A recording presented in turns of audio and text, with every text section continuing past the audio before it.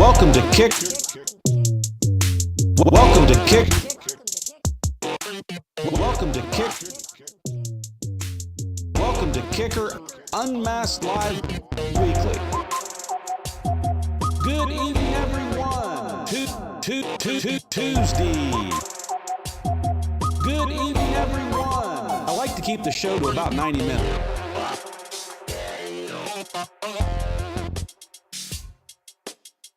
Kippo-licious. Be sure you get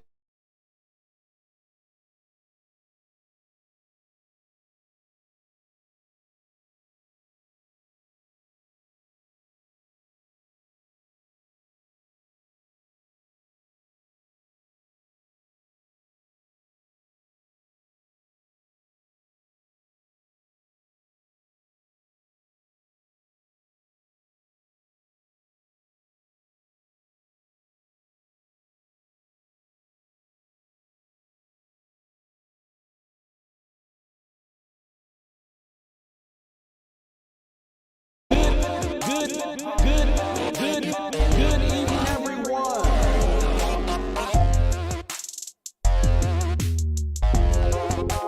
Be sure you get that schmedium. Twisted tea. Hippopotamus. Cold beverage. Schmedium. Midler out in BFE. Out in BFE. At the end of the day,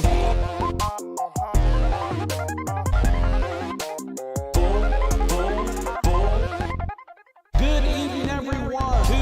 Tuesday.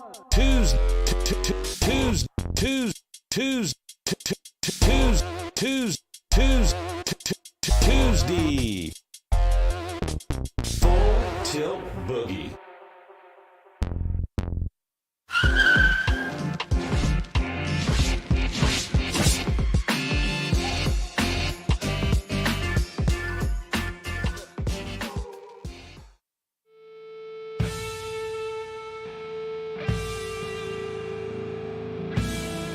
It's been a long road since the original kicker christened that first pickup truck.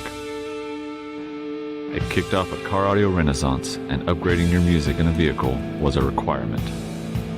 America's music machines became living loud over your passion, your emotion, your existence. Outdoors or on the open road, your sound is Kicker.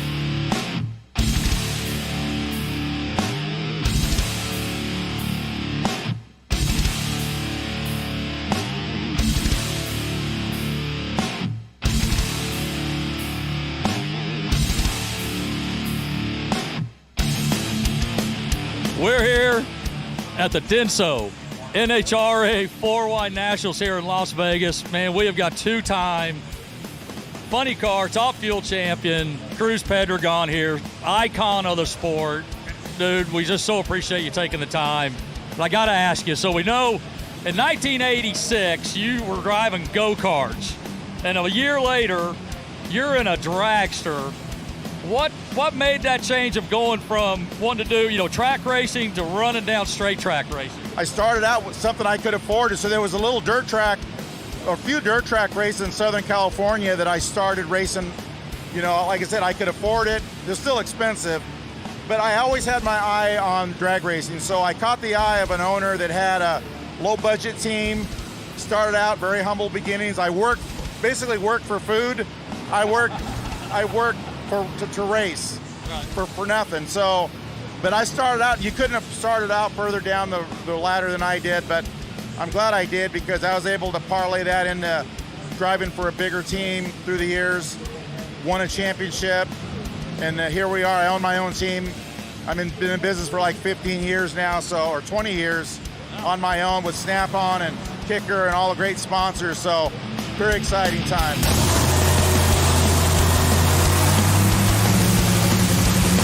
Cruz, we know you're super passionate about what you do. We're curious, what drives you, what refuels you off the track when you're at home? Well, I have a daughter now, so it's, I just love my daughter. She's going on 8 years old, so, priorities change a little bit, but I've always had this passion for racing, so much so that that's all I would do morning, noon, and night. I would think about it when I got up. I go to bed at night. Racing was my entire life, and it still is, but I share a little bit of that during the off time with my daughter Raya and my girlfriend Melissa. So, it's one of those things where the desire to perform at this level and to do it, I feel like I have my best years ahead of me. I have so much more experience than I did when I started out that I want to put that to good use. So here we are. That's awesome. Well, man, I tell you, Kicker is super proud to be associated with you. We're blessed to be part of, the team and helping out. And hey, now that we've got this killer PA system back here jamming the pits, what's that mean for you and your team and your guests and everybody in your organization? Well, having a brand like Kicker, number one, is an honor for us, really. I know it's a brand that goes way back. Heck, we've all heard of them. So for them to be, you guys support us like you do is really an honor for us. But we want to do our part on the racetrack and put your guys' name out there. But as far as what you guys just created for us was really cool. I didn't have any idea the quality of sound with all the noise, all the race cars starting, all the voices and all the generators running, that we could still hear loud and clear the PA system. So thanks to Kicker, great product, and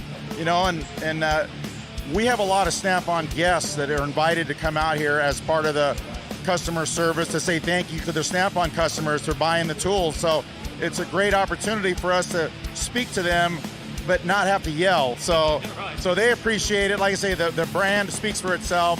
It's quality. So we're tickled to have them. Well, thank you so much, man. Look, after 32 some years of blasting down the track, pulling 4Gs, what keeps you pushing to do this, man? It's amazing because you never get used to these cars. Like, my eyes still burn like everybody else. They're still loud, but they accelerate.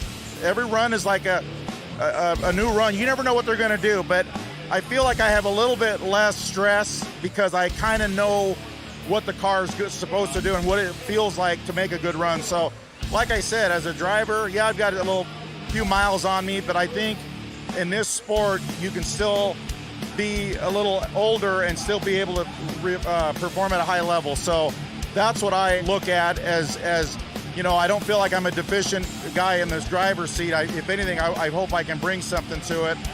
But the day's going to come, hey, I'm an owner and I have a fast car. The day's going to come where, hey, I'm going to want to look at a younger driver and somebody, to replace me so I can maintain ownership and maybe tune that guy into a championship or gal, whoever. So, but it's a business. I look at it as a business. It has to make sense down the road, but I'm not looking, I say another 4 or 5 years in this seat, I'm good. Hey, I know you're running tight on time. You got a last qualifying run. Again, we're blessed to be with you. Thank you so much for your time. Thank you. We love you, brother. Appreciate you guys. Thank you. See you.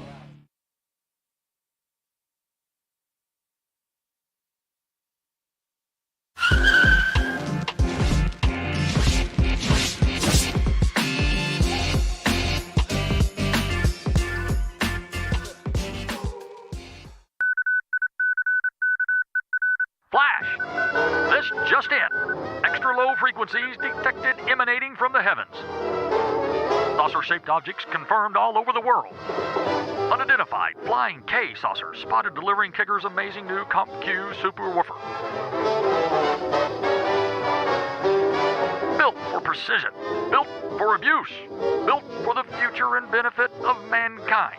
Kicker's new Comp Q woofer leaves audiences astounded and amazed as it reveals subtleties in their favorite music in a way that is sure to make women blush and grown men cry.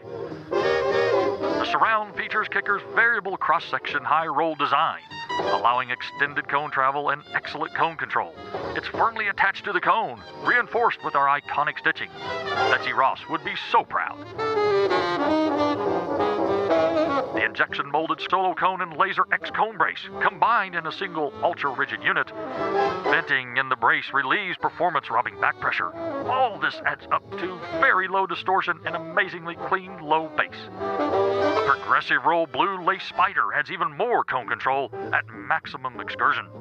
The woven tinsel leads are sandwiched between the spider and the lace for durability and long life and to prosper. The spring terminal's heavy-duty square design accepts wires as big as 8-gauge or two 12-gauge wires for multi-sub installations. The high-temp voice coil is rumored to be spun upon the looms of the gods of polyamide fiberglass, along with a reinforced former for high strength and power handling. Now, add colossal magnets, plus a cavernous bump back plate, an extended pole piece created in a single forging, the likes that haven't been seen since the creation of Poseidon's trident. And the result is a driver with superior control and effective heat dissipation that extreme performance demands. The all-new Kicker Comp Q is designed from the ground up to deliver everything you demand from a premium subwoofer. High output, deep, powerful, accurate bass, remarkably small enclosure requirements, stunning good looks, and not to mention the ability to frighten small children when turned up to 11. So there you have it. The all-new Kicker Comp Q subwoofer. Another zenith of innovation and epic majesty from Kicker.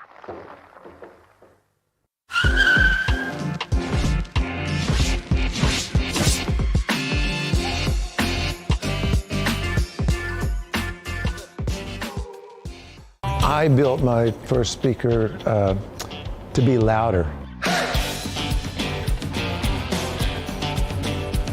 I was playing in a band and the drummer played so loud and the keyboard that I had wouldn't play very loud, and I went to my dad and said, I need a bigger speaker. It's a Fender Bandmaster, it costs $300. He dropped the newspaper. It said, $300? Yeah, but he didn't say no. He said, it's something that we could build. And so that's how I got started building speakers. The thing that I love to see is a product that we made and get to stand back kind of anonymously and watch somebody take a look at it, listen to it, and go, wow. I think that's what really lights my fires, to make products that people enjoy and have fun with. As time went on, I heard people say, you know, Kicker's like a family. I actually didn't set out to do that. I thought it sounded kind of hokey. I thought they were insincere and just saying that. After a few years, I realized, yeah, maybe that's what we've got. And that's the key, is the good people on your team in the band that makes the band really great. Well, I think Kicker is primarily a lifestyle company. That's a little backwards of where I started. I thought we were a technology company and we would make great products, but as time went on, realized that it's about people and helping people to enjoy their life and what they do. And that's what I do, too. So share the love a little bit, I guess.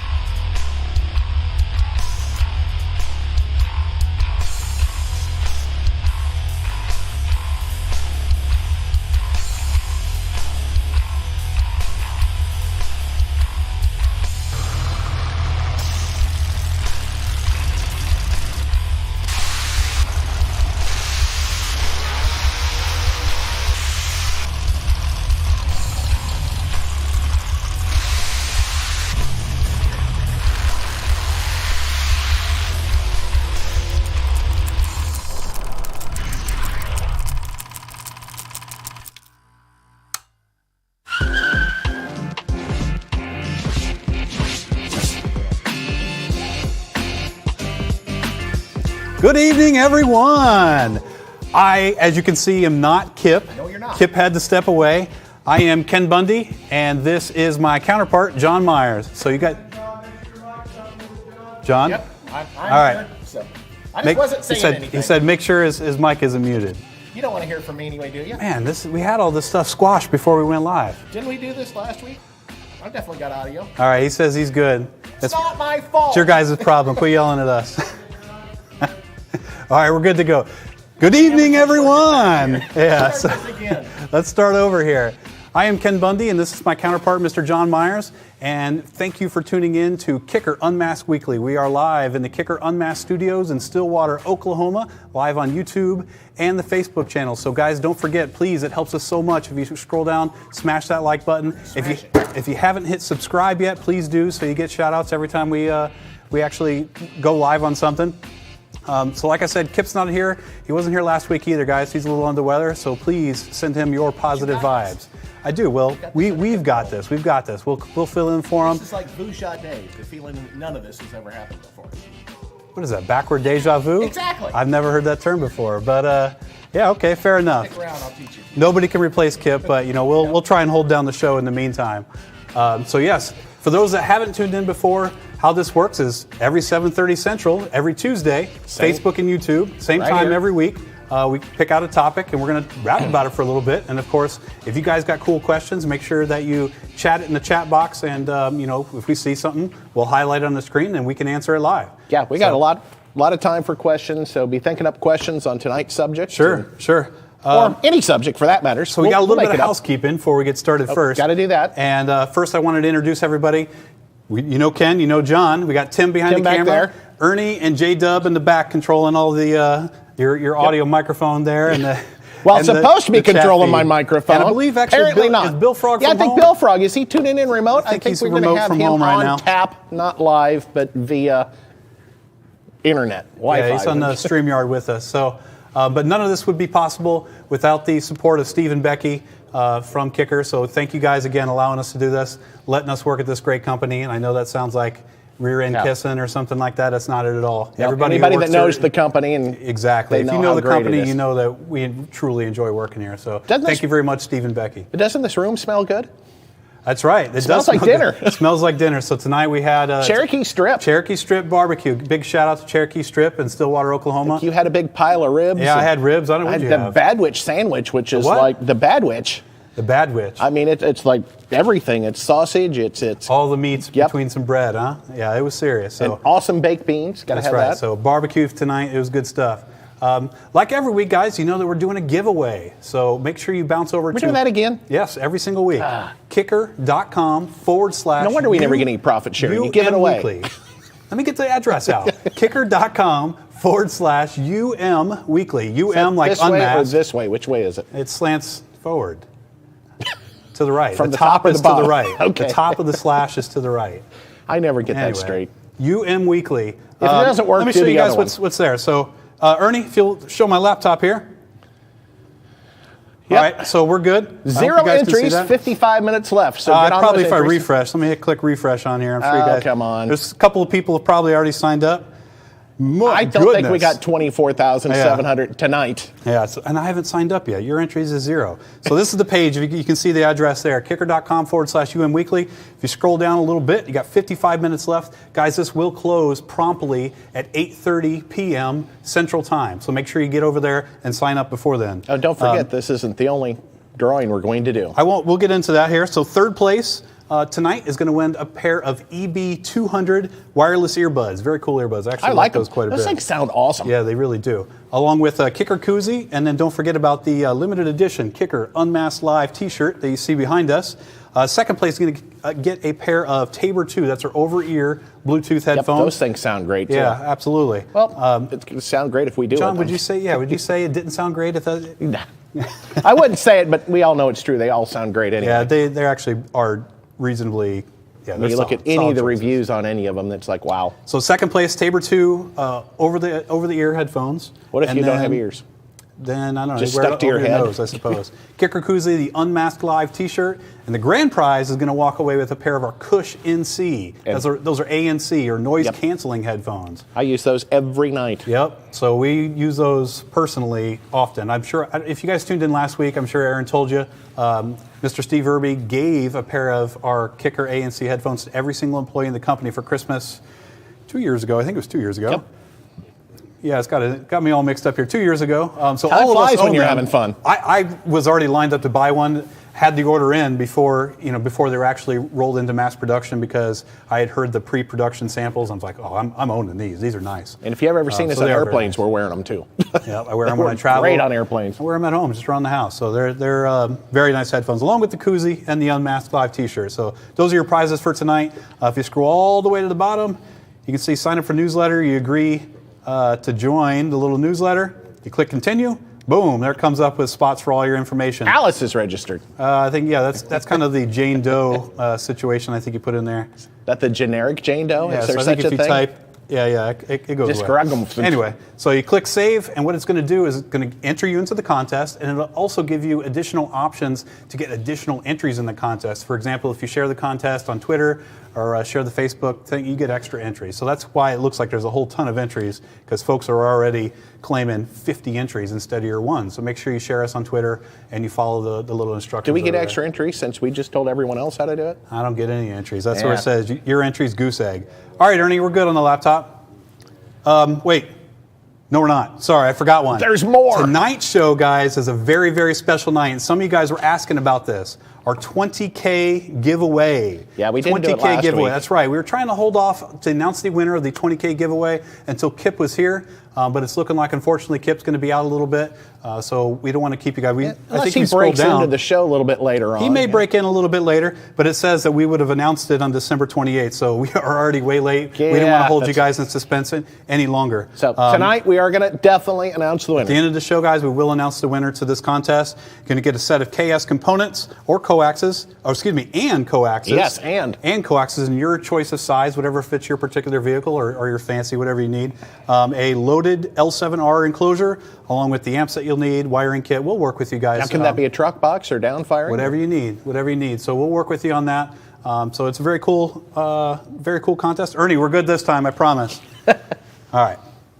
So other housekeeping. We announced the 20K giveaway events. Upcoming events. So first and foremost, this weekend we have Arena Cross in Amarillo, Texas. Seems like we have Arena Cross about every weekend. We do. So most weekends, guys, if you're interested in Arena Cross, please check out the schedule. You can either check out the Arena Cross's Facebook page or website, or you can check out Kickers. So if you go to facebook.com onto Kickers' Facebook page, you usually have to click the little more arrow to get to events. So click on events. It'll pull up all the events that we're involved with. You'll see this weekend, Amarillo, Texas is Arena Cross. Next weekend is Arena Cross in Guthrie, Oklahoma. That is right around the corner from Arena. us. Yeah, the Lazy They used to do the rodeos on Sunday night on I think they probably the still do Nashville Network. occasionally. I don't know. That tells you how old I am. The Nashville Network? Yep, the TNN, the Nashville Network, used to run the Lazy E bull riding every Sunday night. And that was back before I even moved out of Nebraska. It's been a while. I don't know nothing about that. But if you do go to the Arena Cross, they got to go by and say hi to Lauren. Yep. Lauren is awesome. He's quite the road warrior. He's putting on the events, and he's a lot of fun. In the kicker booth. So you can't miss that mustache. That's right. He's a nice guy. Really is. And so Guthrie, Oklahoma, what are we, maybe 30 minutes from there? Yeah. So a lot of the employees will go to that one there, Guthrie, Oklahoma. But hey, check out the schedule. I'm sure there's Arena Cross coming to a city near you. They are fun. Additionally, you've got, Knowledge Fest, February 18th through 20th, Las Vegas, Nevada. Vegas? Yeah, Vegas, Nevada, 18th through 20. Very cool show. You can learn a whole ton of stuff about a lot of high-end stuff. From a whole bunch of vendors. Yeah, I don't even know where to start on that, to be honest. No, you just got to go. I've attended 2 of them, and they're awesome. They were truly awesome. So gaining a lot of steam with that show. LST, Lone Star Throwdown in Conroe, Texas. That's right next to Houston. That's a heck of a show. Yeah. If you like to see a lot of lowered cars, trucks, and trucks. Yeah, yeah, it's all kinds of trucks. cool So stuff. mini trucks and not so many trucks. That's an awesome Mini, show. big That's one of my favorite. M-A-N-Y.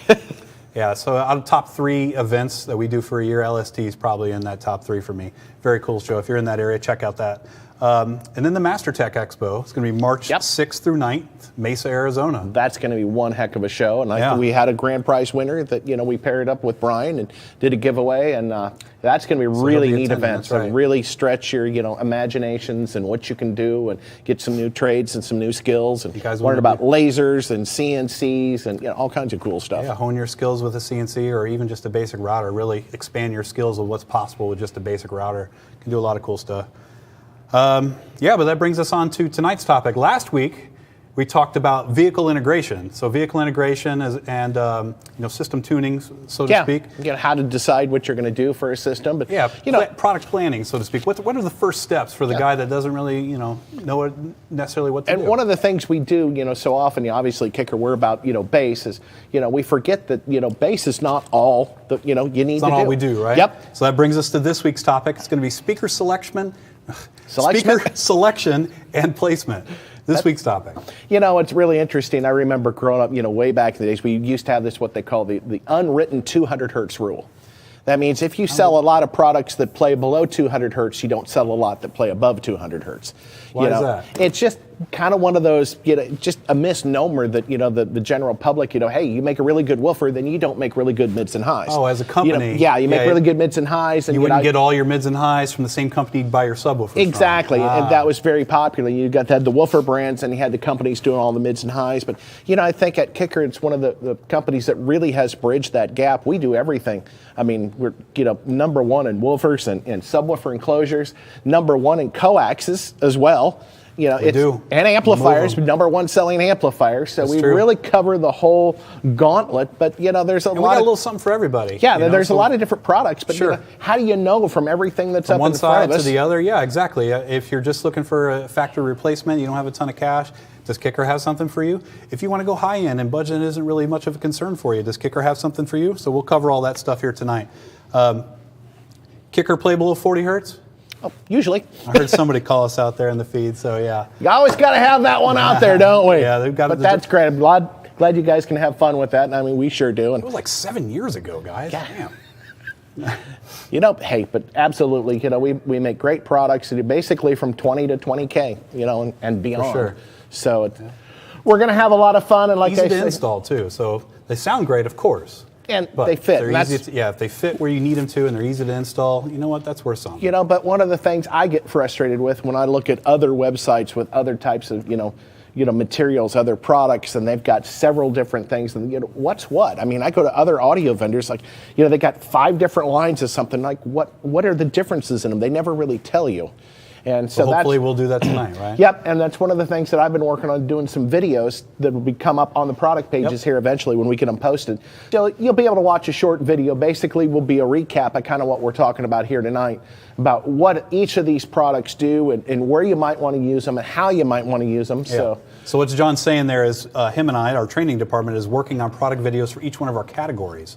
So when you go to our website and you click on whether it's CS speakers or KX amplifiers or whatever it is, there'll be a video there that breaks it down for you and kind of talks about the ins and outs of it, why this is better than that, and et cetera, et cetera. So make it a little easier than just the written description. Yeah, and sometimes the actual better, more expensive product may not be the best choice for you. Yeah, it may Some be. people upstairs would probably kick us for saying that, but you know what? That's the truth. John and I are former installers, and it's not always the most expensive solution that's right for that particular customer or end user. So you guys out there, don't think that you automatically have to have the highest end, most expensive stuff just because you have the budget for it. I think when you started building your system, you went out and bought the most expensive of everything right away and bought everything, didn't you? I know I did. First system? Yeah. Oh, heck no. So we had to learn. We had to graduate, and like I said, keep building. So don't ever be afraid to, start where you're comfortable, and then you can graduate, from there and gradually work your way up. But, I will tell you, as a matter of speaking, that, you're not going to be dissatisfied with any of the products on the table. I mean, the number one selling speaker in the world, basically, is this one right here. Yes, sir, the Kicker CS. CSE 654. That's the number one selling inch speaker in the world. And it's not our most expensive speaker, but it's not necessarily our cheapest either. It appeals to most people. Yeah. And we have some other stuff that appeals even to the higher end crowd, but that speaker sells extremely well. So where do you want to start? You want to start on the end? Let's start on this end down here, which is kind of, where we like to say this is where Kicker starts. This is not an entry-level product, but this is where Kicker enters the market. We're never going to be the absolute cheapest product on the market. I mean, for a fact, the testing, the stuff we put the products through, we have people that their job is just break product. For sure. Well, I did a little bit of that before I got into this position. And we do some of that even to this day, unfortunately, and occasionally. Yeah, so like what John's saying is all of our products, whether it's speakers, amplifiers, whatever it is, we beat the tar out of them before we let them roll into mass production and out to you guys. And we do plenty of lab work. We got a lot of expensive gear in there to do lab work, but sometimes lab isn't really real world. You know what? Putting a sine wave through it and using a bench power supply that's always at 14 volts, that's not real world. Once you get in the car, voltage fluctuates. You guys are cranking it up to 11, bass is on maximum. What's going to happen to that speaker? And there's some scenarios that you guys put stuff through that we never even thought of. Yeah. That's true too, yeah. So we give it to former installers. So Colin is currently our main life cycle tester. So he'll run it through some more real world testing here. So and then we also give it to employees, just guys in the warehouse or other guys in R&D. Hey, put this in your car, put this in your wife's car, your daughter's car, and just let them do what they do with it. You don't have to tell them or preface it with how they're supposed to use it. Just let them be a customer and we'll see what happens, right? Yep. Well, if we start, basically here on this end of the product, we start off with the DS product line. DS, okay. And the DS, it's a great speaker. There's a limited number of sizes. This basically is our entry level. You might not necessarily see this in all the Kicker stores out there, but you'll see it in a few of the larger stores, and it's a great product, and it's shallow. Bang for the buck. Yeah, if nothing absolutely. else, bang for the buck. Magnetized. And the magnets are really strong. Yeah, onto our so that's here. one of the things we want to point out, that while these speakers have very strong, powerful magnets, they're not really deep. They're going to fit, and they're going to fit in usually more than 80% of the stock locations out there. Now there's the occasional size out there, like some of the BMWs that There's always exceptions, but about 4 years ago, Kicker really kicked that fitment into overdrive. So trying to keep our speakers as shallow as possible, and then also the actual mounting flange and some other the tweeter protrusion on the side of the face. So to make these easy to install, to make sure they fit into as many vehicles as possible. That speaker could sound great. It could even be cheap and be a great bang for the buck. But if it doesn't fit in your car, then what's the point? You just said something. What is start. tweeter protrusion? Well, tweeter protrusion is going to be how far that tweeter post in the center of that coax speaker protrudes past the cone or that mounting surface. So if I take something, put it on top, you can see that tweeter does not catch. Yeah, can you get a little flush? Put it right up where it was. Yeah. So you can see that tweeter is absolutely flush with the mounting surface.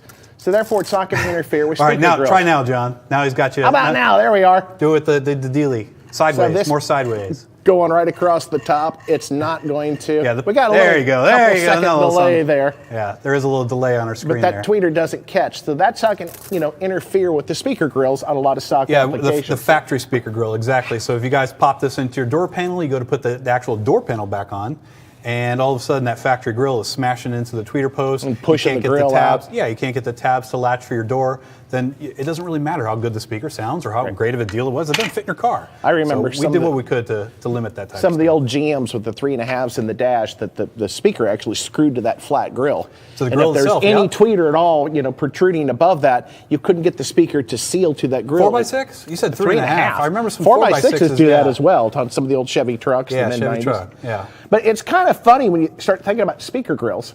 We got these speaker grills. We spend a lot of time to engineer these speaker grills to make sure they look nice. Ken, how often do we use these? You don't generally use a speaker grill in the aftermarket scene too terribly much. Not a lot, but we're thinking ahead. The most common place is the display board at your audio shop is generally where they're If they look shown. good, they've got to be good, right? Unless you're doing a true custom install and putting speakers where there were no speakers previously, that would be a time you would use the grills. But most of the time the grills, they go in the trash. We know that. So grills aren't included with every single one of our speakers, especially the ones that go, like you said, behind a very specific grill. The 3.5s, the 4x6s, the 4x10s. So something that goes in the dash of a 6x8s. vehicle. So those, the 3.5s, the small speakers that go in the dash of a vehicle, they're generally, we don't include a grill with them because you're not going to use them 99+% of the time. So most of the time. Yeah. So what makes these speakers actually really interesting, like I say, we spend a lot of time to engineer the product to make sure that they're going to, sound great. Obviously, they look great, but they're going to perform. the baskets on these, they're powder coated steel. So powder coating is going to make it very rigid, very durable. It's not going to corrode. It's not going to rust. We're talking about the automotive environment. It's not the most, forgiving. Yeah, I mean, you got humidity, you've got all kinds of things going on, vibrations. Rats. So, and here again, the shallow mount that you have on the speakers. Now, what's really cool is you guys can't see it, but inside the magnet, actually embedded within the post, that's where I actually put the crossover for the tweeter. So it's got the capacitor, and it's got a little tweeter protection called a poly switch, which I'll show you that a little bit better on one of the speakers where it's not actually inside the post. But that's actually going to protect that tweeter against tweeter failures. It's actually going to limit the power going to the tweeter under abusive situations. So if you're listening to your system, your tweeter's cut out, you turn the volume down, and the tweeters come back on, that's not a problem with the speaker. That means it's doing its job. I mean, you're driving it a little too hard, and it's saying, either hey, clip signal or too much power. I did see there was a question on the Kicker Club either this morning or last night, somebody asking about those, and those get tripped for clip signal or too much power. So either check that clip signal again with a scope or whatever you need to, or maybe it is a clean signal and you're just overpowering what it is. When we rate our speakers, they rate at that power level without that poly switch kicking in. So if that's kicking in on you, then you've got an issue somewhere. Something else we do, the polypropylene cones, which polypropylene is another word for what? Plastic, basically. Yeah. So why plastic, John? Well, everybody says, so it doesn't warp with water. Well, it has to do with water, I guess, but that is part of it. But more importantly, anytime with speakers, if we don't spend a whole lot of time getting the actual engineering of a speaker, the heavier the speaker cone is, the lower the resonant frequency. Right. So it actually plays lower, but if it's heavier, it takes more power. Right. It's less efficient. The more weight you got to drive. So with a paper cone speaker, humidity will soak into that cone. That cone will become heavier. It's going to sound different, and it's going to have less output. So the whole idea between polypropylene cone was basically just for consistent audio all the time. Nice. So, and then of course we've got the 13 millimeter PEI tweeter. It's a little 13. What's up with that surround? I see all those ribs on it. What's up with the ribs on the surround, John? So we got the UV treated rib surround, and UV treating, because if these things are left out in direct sunlight, that foam will disintegrate after a while. If anybody that's had an older, like a 90s Honda, pulled one of the speakers out of the rear deck and there's no surround left. That's right. The problem you run into with the UV untreated surrounds. But the foam surround, like I say, on these speakers is going to give you the great cone control. Being UV treated, they're going to last. And it's actually, a really, an interesting blend of polyester and polyether. So the ribs are there, why? The ribs are there to reduce surround distortion. Right, so as that speaker moves in and out, the surround doesn't deform or crease or crinkle in any one particular area. It moves in a more uniform fashion. Yeah, any guys out there watching some of the the videos with the woofers, with the big, huge rolls of surround, the speakers moving this far. That accentuates it when you can really see it. You can really see that surround buckle, and eventually that surround's going to fail. It'll crease in that area. And it does color the sound. Sure, of course it does. So, and that's why, with the foam, especially, I remember, back in the 90s, woofers had come in and it looked like someone took a razor blade and actually put cuts in the surround. That was actually where it was actually buckling over time. It would actually wear through the foam. So that's why these ribs are here on the foam surround to keep the surround from actually breaking down over time. So that's the DS product line. Like I say, it's a great speaker line, but from there, we're going to move up to the CSC speaker line. That's the bread and butter right there, huh? Oh, man, these things really hold on. We should have thought of that a little more before we started this. So if we get Tim to zoom on this here real quick, we got a couple unique features. The CSC are fairly similar to the DSC, but the CSC, we've got pretty much every size imaginable. Yeah. I mean, 3.5s, 4-inch, 4x6, 4x10, 5-inch, 5x7, or 6x8. A lot of people ask, what's the difference between a 5x7 and a 6x8? Packaging. Pretty much packaging. And if you notice on the 5x7s and 6x8s, where you actually have the mounting ears for the screw holes, they're actually elongated. So it basically, the difference between 5x7 and 6x8 is where the screws actually get how far apart. Did you say 4x10? We actually have these in 4x10. Not many companies still make a 4x10, but by gosh, we have these in a 4x10. Now these use also that 13 millimeter PEI dome tweeter. Now one of the things about this style of tweeters, they're a little bit more directional. I mean, a little bit more like a flashlight beam, focusing that energy where you can actually almost point a tweeter at a wall and bounce the sound off it. I think there was a company that did that with home speakers for quite a while. So you've probably heard of that company. We won't mention their name, but everybody knows what we're talking about. And kind of that direct reflecting kind of marketing. I got you. But one of the things we've done to help get that sound from this speaker to disperse throughout the vehicle, and dispersion basically means, basically spreading it all over.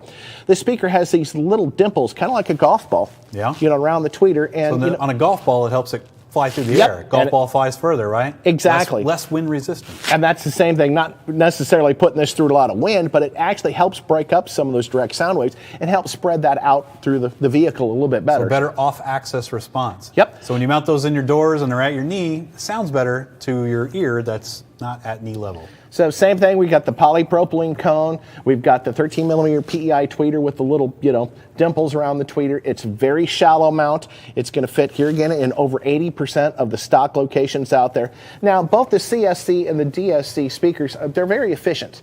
You don't have to have an amplifier. Right. So to make anything efficient, I mean, you basically, it's kind of like cars. So you've got two cars, they're out in the parking lot and they're dead. You got to push them inside. You got a Cadillac, you have a Honda.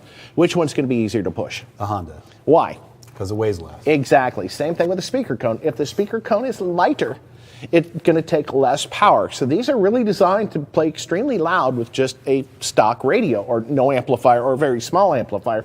But one of the disadvantages to do that, you have to lighten up the cone. So they might have a little less bass response than, say, a little bit more expensive speaker, but then it's going to play louder. So there's that trade-off. And we talked about that last week. I know there's always a trade-off. There's a give and a take. You want to play louder with the same power? Well, you can do a couple different things. There is no magic key that just is best at everything. The magic bomb. So folks that are watching this, they probably you make the cones really light. It's going to be very efficient, but physics says it's going to be a little bit less on the bass response. Right. Now, the other way you can make a speaker play louder with the same power is to drop the DC resistance. So, you talk about 2 ohms versus 4 ohms. Now, all these speakers are available in 4 ohms. Right, 4 ohm nominal, yeah. But if we were to drop this to a 2 ohm speaker, obviously it'd play 3 dB louder. But it wouldn't necessarily work with the amplifier or the radio you have. Right, so you got to weigh that. Factory head unit, aftermarket head unit, is that really going to be happy with a 2 ohm nominal speaker versus the 4 ohm? We don't want to fry anybody's stuff. 4 ohms kind of the standard in car audio, so that's why all our speakers are. And there is a little, play factor, in there, DC resistance. Sure, nominal 4 ohm or 2 ohm. Yep, exactly. and nominal means average, so it's never going to be, exactly at 4 ohms all the time. So if you ever put an ohm meter on a voice coil, it measures 3.6 or 3.8 that would be or the DC 4.2. resistance, and then of course once you put AC voltage to it, the impedance swings all over the place. Now so we're just talking standard 4 ohm nominal load. We start talking about the difference between resistance and impedance. Resistance is DC, impedance is AC. Exactly. So that's the big difference. So great little speakers, and this is called a coaxial speaker, meaning the tweeter is mounted coaxially or in the center of that mid-range. So you have mid-range and tweet all in one location, 4 screws to install, 1 positive, 1 negative on the back. Yep, piece of cake. Easy as it gets.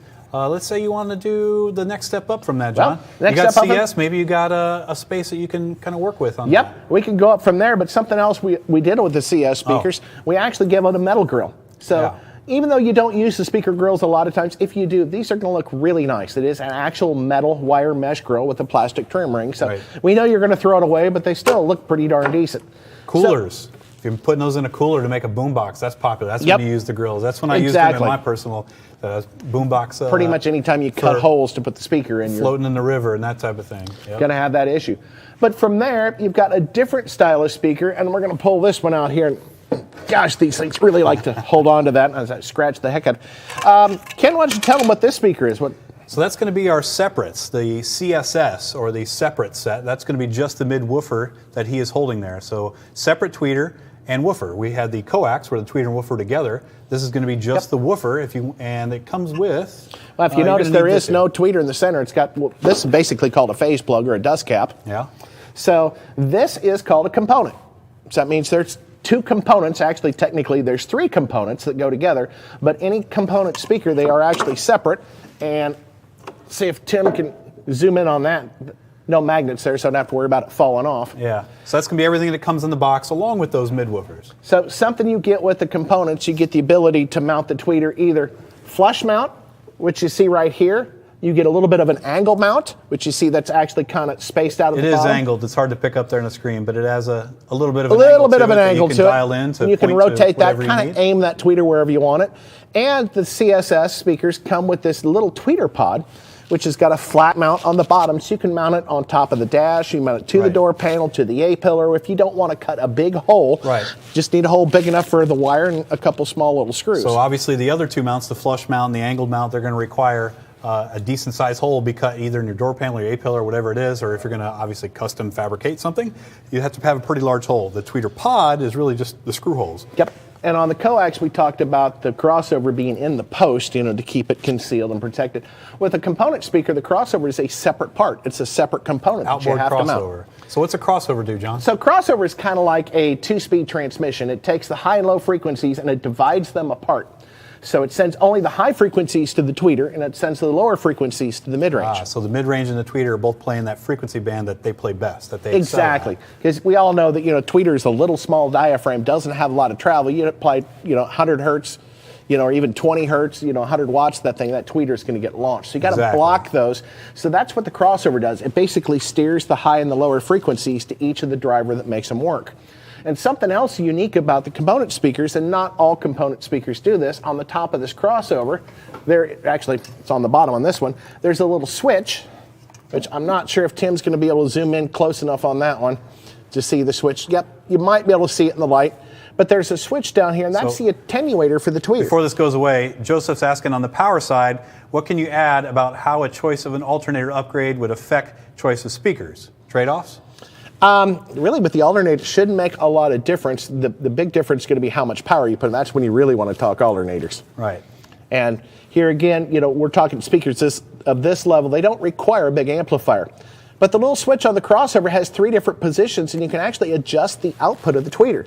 So I can make it louder or quieter? Yep, depending on what you like for sound. Do you want a lot of high frequencies? A little brighter. Do you want to kind of dial it into personal taste, And something else I found is really interesting, having the ability to do that on the passive crossover, is if you've got a speaker mounted, on the left, obviously in the driver's door in this country, since you're driving on the left side and the passenger side, the speaker on the passenger side's got more of a direct path to you. So the tweeter may actually sound louder, even though it's not. You're just not in the bandwidth of that tweeter. You're off axis. So you can actually take the crossover and you can either turn one up or the other one down to get that tweeter level balanced a little bit better. So it gives you just another little knob to turn to dial it into your personal taste and your personal installation. And something else that's really handy with a component speaker is, here again, high frequencies are pretty much line of sight, unless they're bouncing off a lot of hard, surfaces. So 25 to Life says, what's better, a combined speaker or a separate component system? Well, and that's what we're just getting ready to go into. All right, so sorry to interrupt. No, that's no problem. I tell you, we're going to try to answer all the questions we get, all the good ones.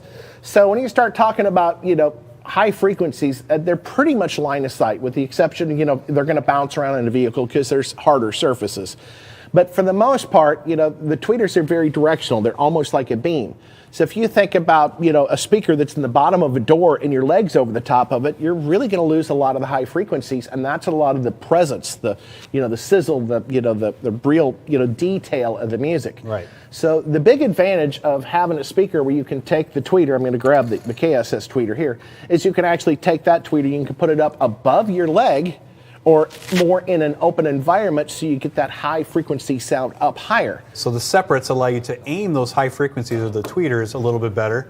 And then, of course, it brings that sound stage up off the floor, so the sound doesn't sound like it's at your knees, it's more on the dash. And then, of course, you would be able to, maybe you could talk about bi-amping, time correction. We'll get into that a little bit later after we kind of blow through all this stuff. Yeah, we'll start talking about bi-amping and get into the chaos. Is a component set automatically better than a coaxial? No. I mean, not. In fact, when we get to the chaos, they actually do both, which is really kind of cool. They're convertible. Yeah, QS too. Yeah. Yep. And when you get to the QSS, they'll do that as well. So the whole advantage of a component system is, if you've got a vehicle that already has, location for the tweeter up above, which is kind of nice. But one of the problems you run into, and this is something you find out, with a lot of, car audio systems, if you get the mid-range and the tweeter too far apart, it starts to sound unnatural. Right, you notice separation. You can start to localize that tweeter up on the dash separate from that woofer in the door. Yeah, so that's when it can create some problems. So it doesn't sound natural. Exactly, a component set isn't necessarily always the best solution, but Now, can't if tell you you. can get a tweeter up off the floor, you're usually doing better than not. Than not. Yeah, for You sure. know, I can't tell you how many Off times axis, I've for seen sure. people mount tweeters up in the headliner. And that's a bit really much. awkward. Yeah, that's a bit Because all you much. get is the sizzle coming from up here, and you get all the voices coming from down lower, below, and it doesn't sound natural. So the closer you can keep the speakers together, obviously within reason, within the confines of the vehicle, the more natural it's going to sound. Ideally, every speaker in the car would sound like it's coming from the same location. They would all play together. So the tweeter, the mid-range, and that subwoofer, you wouldn't be able to localize any of those speakers. They all play the same. They sound like they're coming from that same area, hopefully centered up on the dash. So, yep. And like I say, same thing we talked about with the CSC, the CSS. CSC, the second C is for coax. CSS, kicker speaker system. So that's what the S is for versus the C. System is the component and the C being the coax. It has the same features as the CSC coax. You got the polypropylene mid-range cone. You got the UV treated rib surround. And on the round speakers, if you notice, there's a lot of different holes in this speaker, Ken. Why do we put so many different holes in that speaker? Compatibility. Yep. Making it easy to install into all those OEM bolt holes. Yeah, I mean, you've got 3-hole mounts, you have 4-hole mounts, and Whatever 5. it is I mean, for your just- particular vehicle, yeah. This should fit in there and should line up, pretty darn close, and you shouldn't have to worry about it. So great sounding speakers, a lot of versatility. They sound great, they look great, they perform, but you want to go up from there. So this is kind of where we start, which they're great sounding speakers and very affordable too. I mean, I think almost all the CS speakers, with the exception of the components, the coaxes are under $100. Yeah, I think so with the exception of the 6x9. Very wallet friendly for sure. So the CSC obviously, is where we're going to start. We go up to the CSS. They're going to be a little bit more to get a, really, really good, component speaker.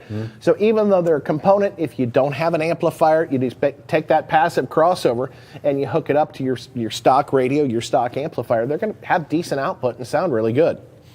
So from there, we're going to jump up to the next series of speaker, and that's going to be the KSC. And make sure I grab the right one. And this is, once again, this is where we're going to step up to a couple better features. So still, we have this really nice, stylish metal grill. But on this one, we've got a different shape on the tweeter, Ken. What kind of tweeter do we have here? Dome. That is a dome tweeter. Now, what I like to, give an example of the difference between a cone tweeter and a dome tweeter. You talk about, light. You got a flashlight. If you've ever looked at a flashlight, the way they've got that shape, it's almost like a cone. Yeah. Conical shape to the flashlight, and that focuses that flashlight beam. If I take that same bulb and I take it outside of that cone and I just hang it in the middle of the room or, out in air, I get softer light, but I get it more, Wider everywhere. dispersion, but it's not nearly as bright overall. And that's kind of what you get with a soft dome tweeter. And you have hard dome tweeters, you have soft dome tweeters. I mean, there's so many. I think there's probably about 10 different types of tweeters. You have ribbon tweeters, you have horn tweeters. I mean, there's all piezo tweeters. I mean, it goes on. What's better? There really is no one answer. What's better when it comes down to personal choice? Everybody has their own idea of what they like for sound. Some people like the sound of the silk dome, or some like a hard dome, some like a cone tweeter. Mike has a question for you. He says, what would y'all replace the rear 3-inch in a Yukon? He's running QS in the rest of the vehicle. And that opens up a really interesting subject. I'm going to set this speaker down when we talk about. I wouldn't replace it with anything. Now, obviously, that's not what most people want to hear. So you're saying you'd let the factory speaker roll there? Or? Truthfully, I wouldn't even play it. Rear 3-inch. Yep, and that's just it. When you say rear, I'm one of the guys that a 3-inch speaker. I agree with him wholeheartedly. I'm just disconnected. Yep, for sound quality and overall imaging and staging. This is one of the things I do when I'm teaching people how to tune vehicles. Is when you go to a concert, and I'm sure you've been to a concert before. Time or two. Yep, your performers are in front of you. They're not in front of you and behind you at the same time. Are the speakers behind you? Well, maybe. Well, Generally not. But yeah.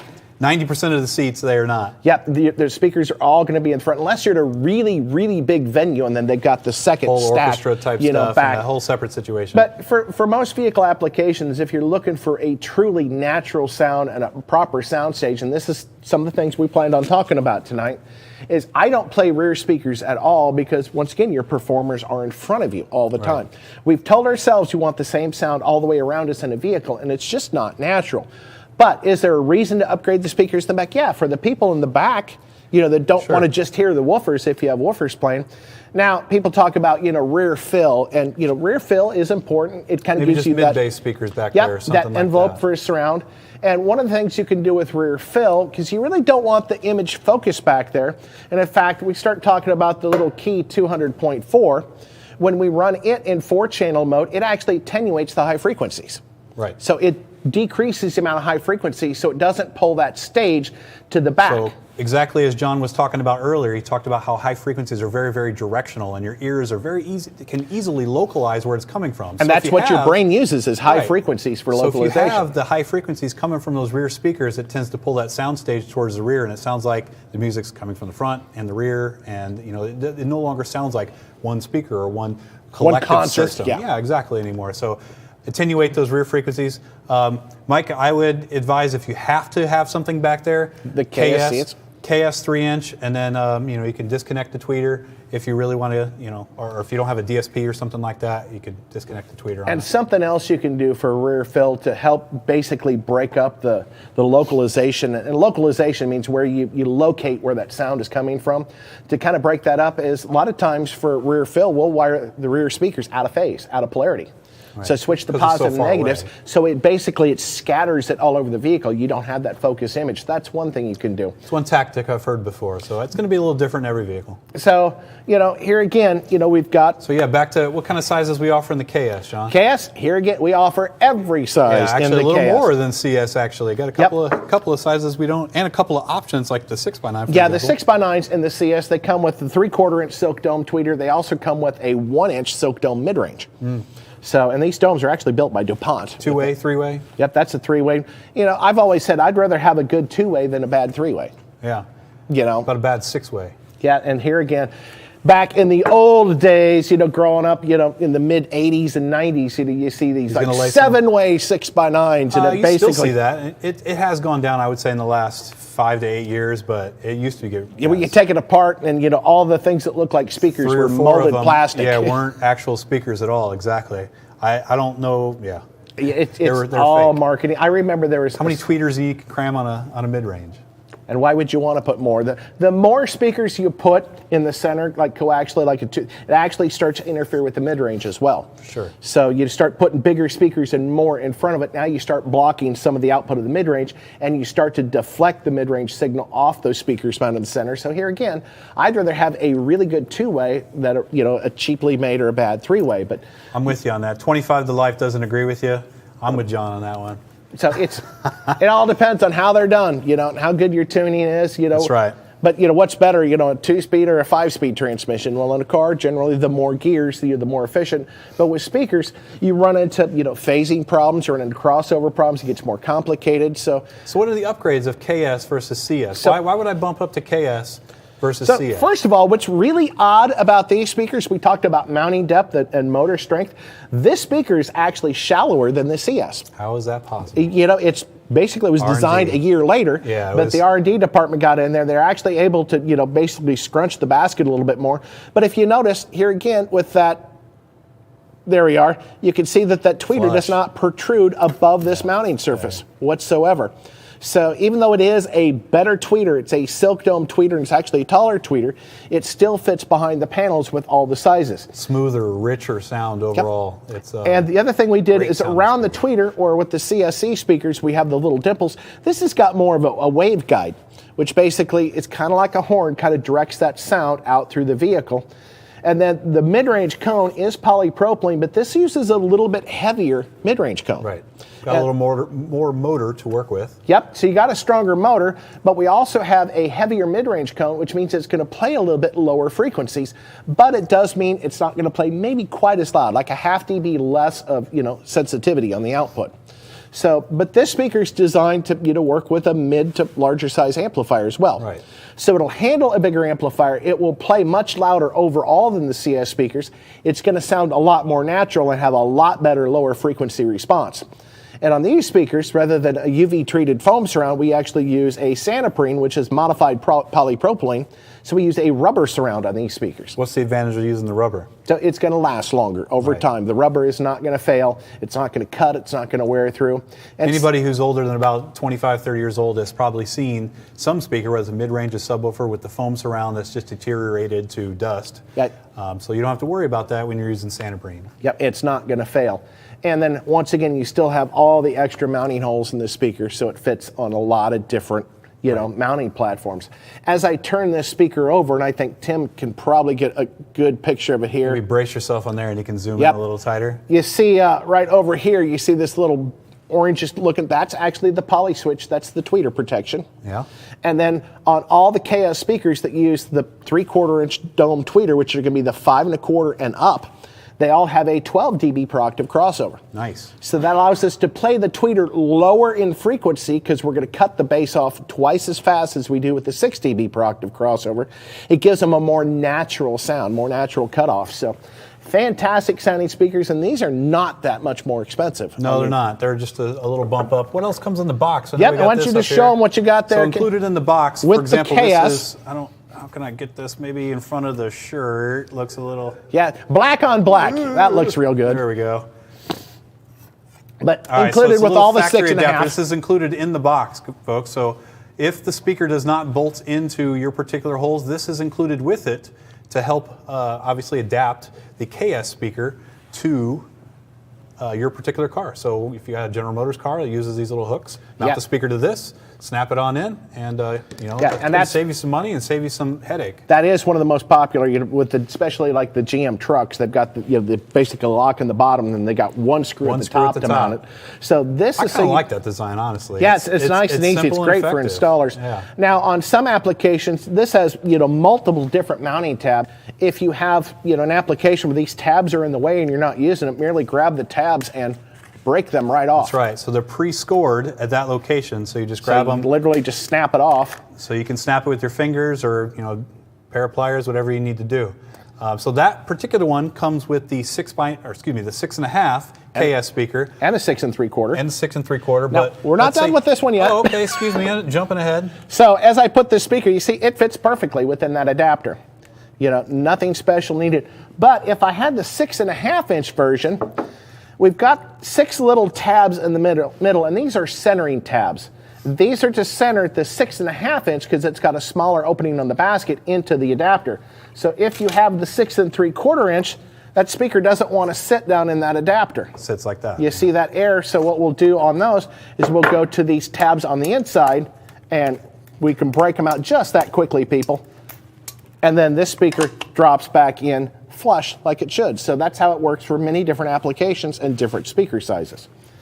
So I hope warranty doesn't expect this to come back in one piece. No, they're probably good with us. All right, well, show them now the other for one. this. So this guy here got all the shrapnel left over on the counter. Is going to be included with the 6x9.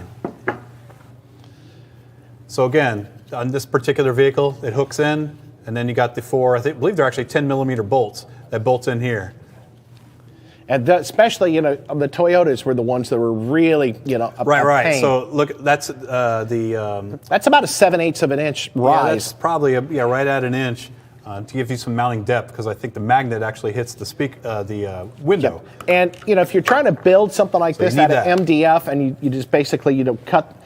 It's probably the door panel might not fit back on, because I know in the Toyotas the door panel butts right up to the edge of this adapter. Right, you're doing one of these vehicles, you're definitely going to need an adapter of this kind, of some type. So why not buy the speakers? Go ahead and buy the speakers that they come with them. Either A, you're going to have to fabricate it yourself, which takes time and money. Even if you had scrap wood laying around, it takes time, and hopefully they fit properly. Or B, you're going to have to buy them from a third-party company. Any other manufacturers including those with the speakers? There are a couple. There are a few other companies. Yeah, there are a few out there.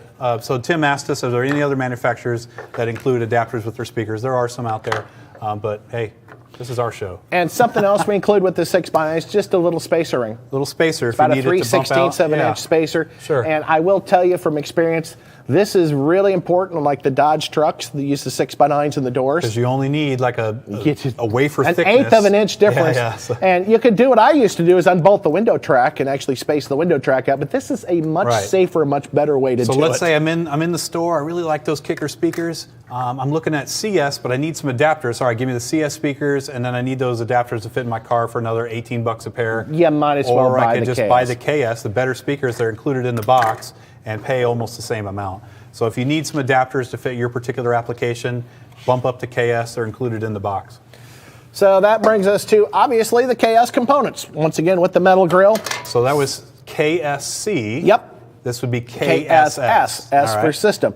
Same features we talked about before. You've got, multi-hole, mounting, mechanism for the front. You've got the Santoprene surround. You've got the polypropylene cone. Shallow motor structure. This one does not have any crossover on the back, though. That's why you have the outboard crossover, and I think I've got one right here. There, see? So this is going to be the outboard crossover for the KSS. So you've got an input. It's upside down. Yeah, it's upside down. Is it? Well, it wasn't to me as I look.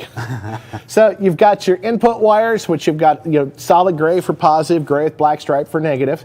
Then you've got the tweeter and the mid-range outputs. Ken, have you ever wired a tweeter to a mid-range and a mid-range to a tweeter output?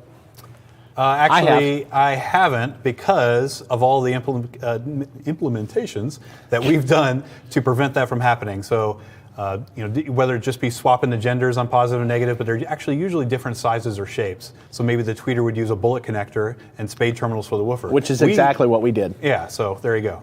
So if you look at these speakers, you've got... Those are two different sizes, I believe, huh? Yep, spade terminals, which you've got a .110, and that's .110 inches, or, it's about a little bit over a tenth of an inch.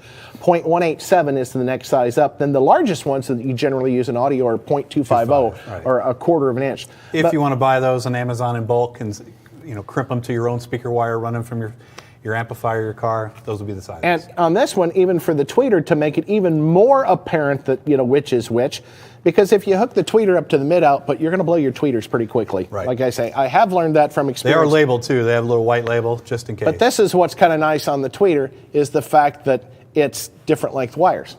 So, and then when you have the tweeter, they're staggered. Yep, the wires are actually staggered. So, and they're different style of connectors. That would be a red flag to you as well, as if you were plugging in wires that weren't staggered into wires that were staggered. You'd have this weird, extra inch of wire kind of. And you'd be like, why would they design it to do that? And we did. Because you're plugging it in the wrong space. Exactly. So that's a big red flag. Genius. I love it. So, back when we had the barrier strips, which are all the, Phillips head terminals, that's when you could really screw things up. And, it happens. You get in a vehicle and it's dark, or, you're just not paying attention. You get a speaker connect. You got all the same colored wires coming in, was that the input wire? Was it a tweeter at mid-range? And it gets confusing. So this way, all the wires just plug right in. It takes all the guesswork out of it. You don't have to worry about. Where should I mount that crossover, John? We're talking installation. Where's a viable place to install Obviously, that? you want to mount it within range of these wires here. So you got about 3 foot, on each of the wires. If you want to plug it directly in and not extend the wires, for sure. And some of the crossovers have tabs on the outside. These actually have mounting screws on the inside. So you pop the cover off, and you have the mounting screws. And here you have these light bulbs, and that's actually the protection for the tweeter on the KS. Is actually switch. Nope, this is actually light bulb protection. Excuse me. Yeah. So if you've ever seen these crossovers and the light bulbs are flashing to the music, that means you're overdriving the heck out of your system. Turn it down. So that's there to help protect it. Of course, you got your crossover for the tweeter. You got your attenuation resistors and the switch, so you can turn the level of the tweeter up and down. Once again, 3 different settings. So that makes it really just kind of handy and really kind of nice. So crossovers, I generally try to mount, close to the speakers. If you're going to have the mid-range in the door and the tweeter up on the A-pillar, you obviously want to try to keep Where that are they mounted crossover. in your car, John? Mine are mounted in the trunk. Why did I mount them in the trunk? For show more than anything. Right, so it does happen. And the QS speakers, those crossovers are big. They're like the size well, of a brick. Well, it's true. On the QSS, yeah, they're sometimes you just don't have enough room to put the crossovers where you want to put them. But I generally, these are small enough, light enough that you can mount them inside the door panel. Mount them to the door panel itself. You can tuck them, back behind an armrest. And a lot of times you put them in a kick panel and run the wires in through the boot. I've done that a few times. And that's to make the sure other they're out of thing. the elements and that type of thing. You don't have to worry about them. So pretty much anywhere you can put them. But the crossovers are very important. So the other thing we want to talk about when we start talking about components and coax speakers, we mentioned that the KS speakers do both. right? So if I've got, I want a really high-end speaker, but I only have the ability to mount a coax speaker, we can take the KSS speakers and I can take the phase plug out of the center just by unscrewing it. You just unscrewed the center of that speaker. And we've actually taken the tweeter, we've mounted it in the whole assembly. There's actually 4 parts that get put together. All comes in the box. And you would literally just take this tweeter now, which is the same tweeter you get for, component mounting, and screw it into place.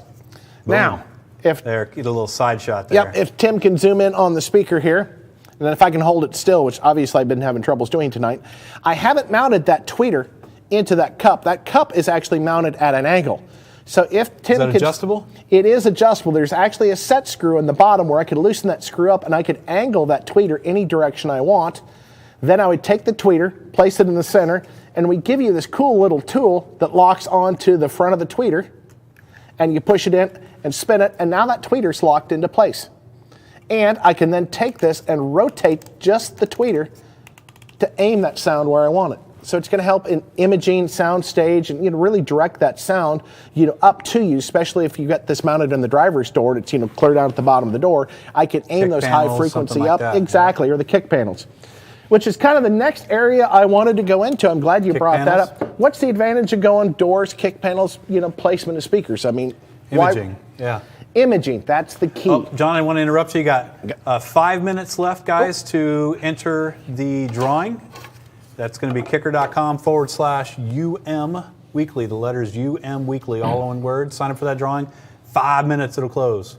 All right, so we start talking about, we mentioned a little bit about, rear stage and rear fill. And like I say, I guess I forgot to mention, people start talking about, well, my home theater, I've got speakers behind me. That's completely different. That is, truly recorded with dedicated signals going to the rear. So the audio you're playing is true multi-channel, whereas in the car, it's just left and right. It's just stereo left and right. And I remember when home theater first started getting, I was actually selling home audio before home theater was out, when it was all 2-channel.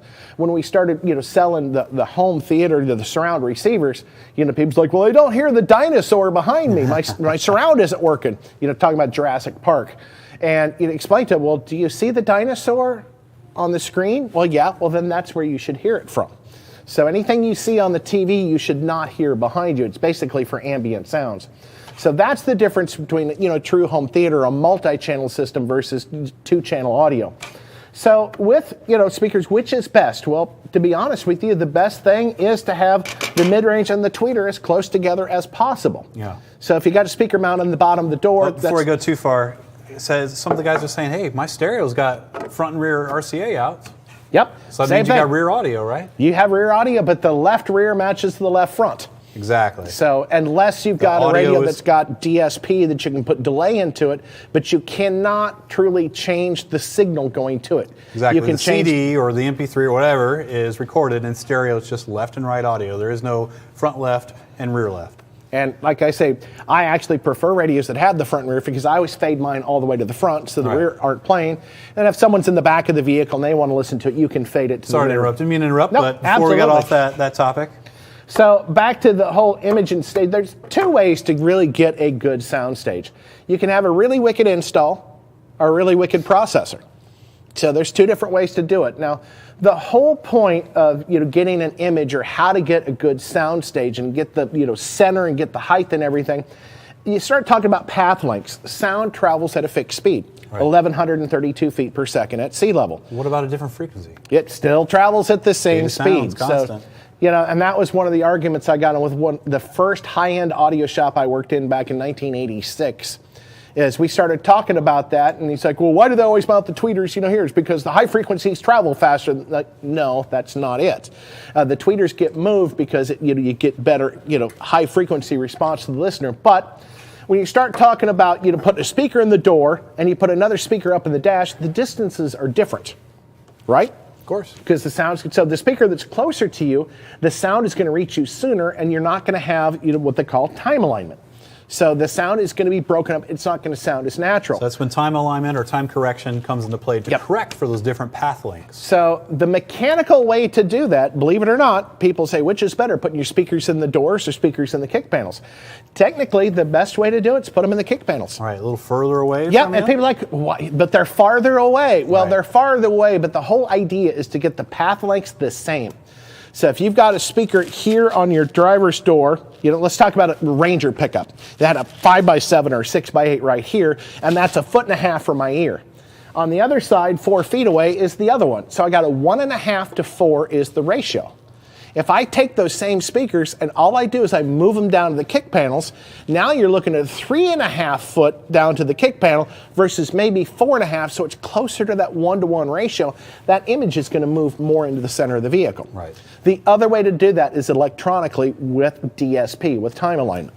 So, and that's really crucial, with a component speaker with the mid-range and the tweeter mounted different distances away. If I'm going to take that high-end component speaker and I'm going to mount it as a coax, time alignment is not necessarily important between the mid and the tweeter here.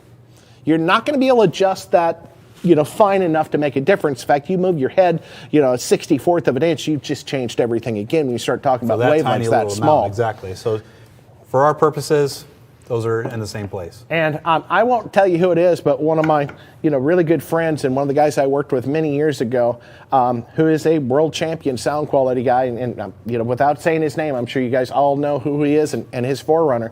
His front speakers were actually mounted out by the headlights. Really?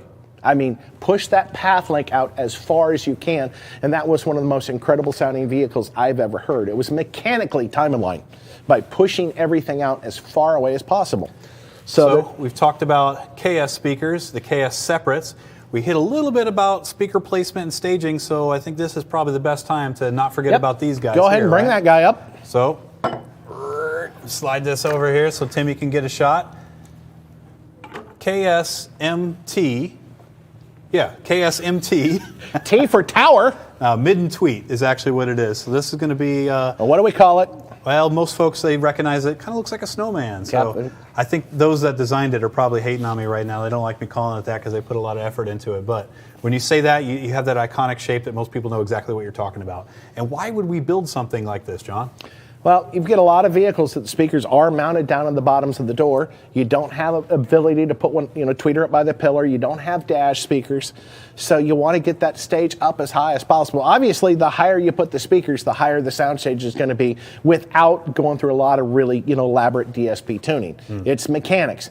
Your ears are going to localize sound by high frequency, so you get more of the high frequencies up higher in the dash or on the dash. It's going to bring that whole sound stage up, and the doors will just kind of disappear then. You don't even hear the mid-ranges in the doors. Everything is localized by where the high frequency drivers. So the goal is to A, get as much information out of the doors as you can and up on the dash, and then B, allow you to aim it and be more on access with those. Because not only can these mount, so how do these mount? Let's get into that. Mount with a post. Let me see if I can. Oh, I messed up my display there, but I like that green, like that fuzzy so my green display stuff over on here, the so screen. they can't see that, but I think that's just our display. Anyway, so this guy here, there's actually a little wing nut that's included with it. Oh, hey, Ernie, man, that is why we got green on the screen up there? There we go. It's just me. Nobody's seen it but apparently us. It was just our feed. Sorry, guys. Yeah. I thought the Martians were coming. Little nut that's included with it. I'm right here. No, I'm a big nut. Never mind. Wing nut. Yeah. And it eventually comes off, I swear. Frequently. There we go, finally. Boom, so like this. You can see that this is a threaded post. I'm trying to not have it on my black shirt. Oh, there's no way I'm avoiding that. Maybe on my face. There you are, put it on your face.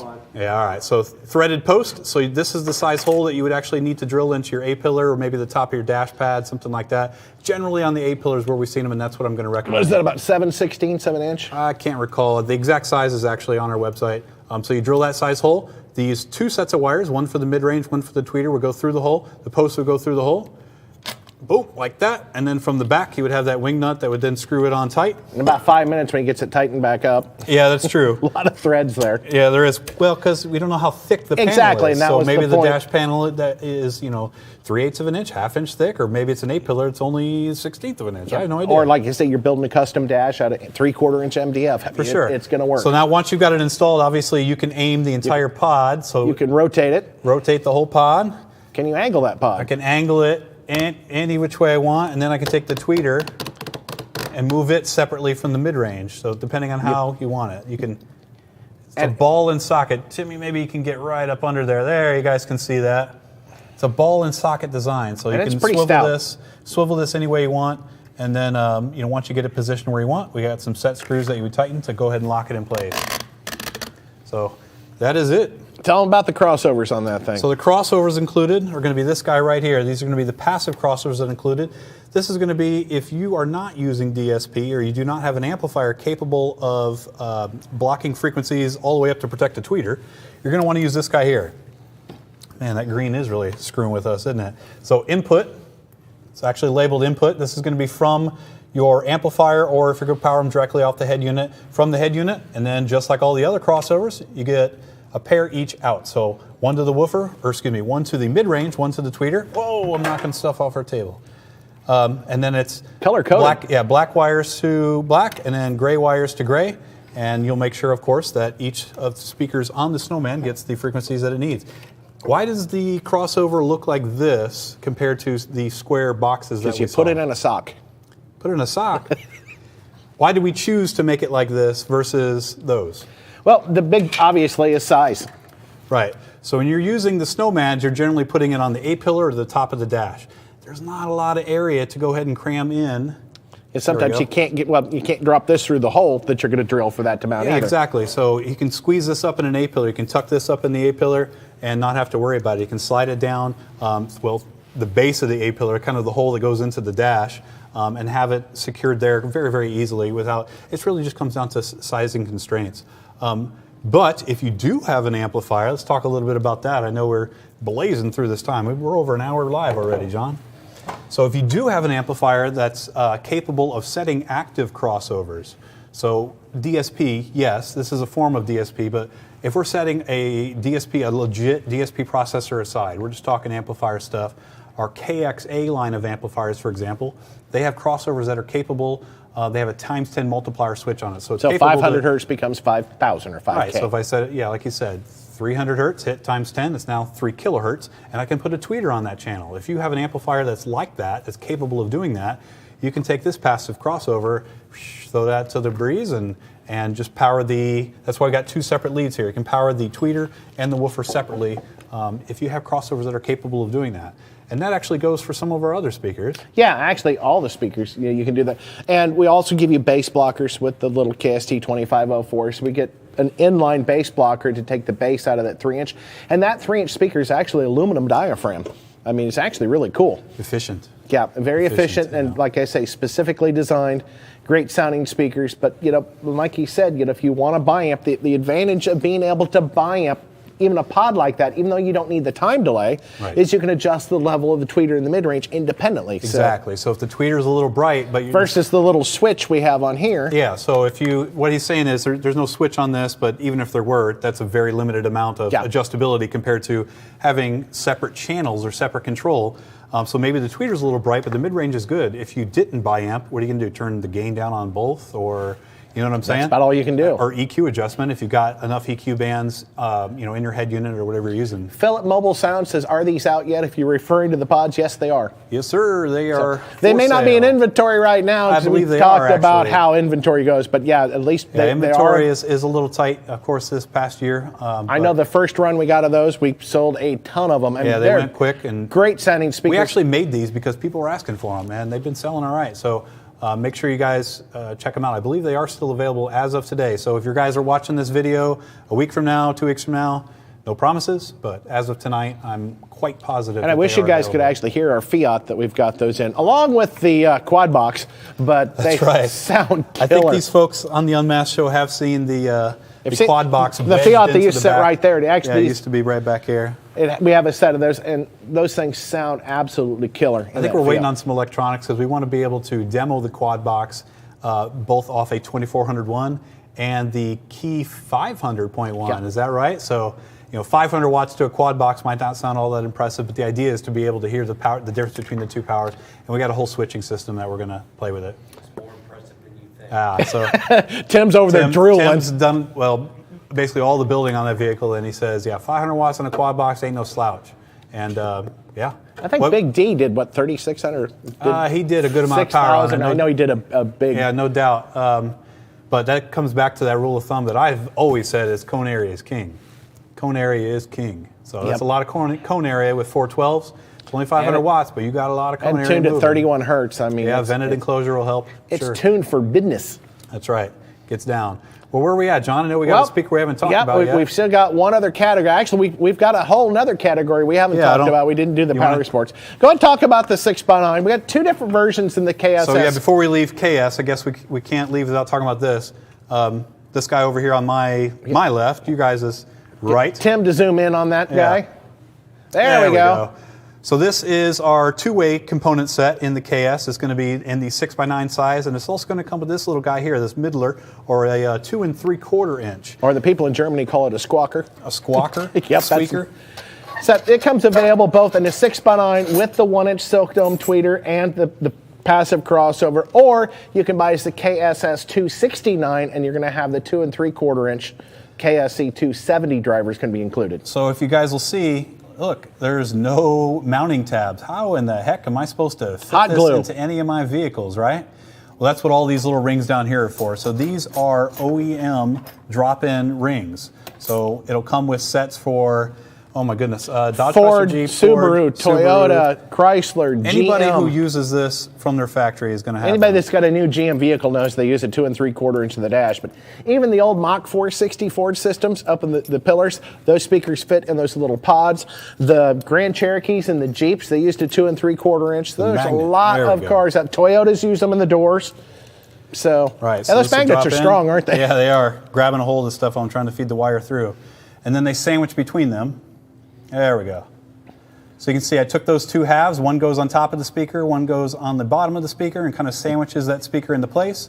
And then these tabs are factory fit to that particular vehicle. So then it's going to mount right in, and then you would just run your speaker wire to either the factory and you get the wire bass blocker with that.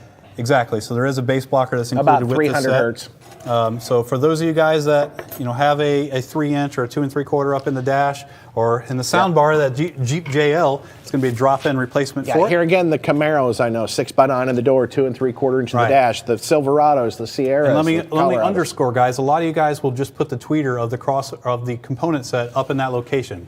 That's great. It's got, you have a place to put the tweeter, but use that 2 3/4 whenever you can, because this is going to play a lot more mid-range than that 1-inch tweeter is ever going to do. The more information you can get up on the dash, the better off you're going to be. Yeah, it's going to bring that whole sound stage up higher. And I just saw a minute ago, 25 hertz slice said Kip for president. So. Yeah, yes, sir.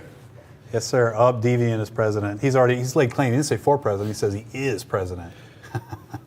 All right, what else we got? Well, he said moving along. Moving right along from there. Enough talk about presidency and politics. We've got marine coaxes. So for sure. When we start talking about marine coaxes, they're available in a 4, 6.5, and an 8-inch. The 4-inch are available in 2 ohm and 4 ohm, which is kind of unique. So they are available in a 2 ohm version. The 6.5, you can get either with or without RGB LED lighting. This one just happens to have the LED lighting that's actually built into the bottom side of the tweeter to light up the cone. The 8-inch only comes with the LED lighting. 4-inch, 13-millimeter tweeter, just like we had with the CSC. The 6.5 are going to be a 20-millimeter PEI dome tweeter, and the 8-inch is going to do a 25-millimeter or a 1-inch dome tweeter. So these speakers are a little bit different, the fact that they use a polycarbonate basket, which is basically modified plastic.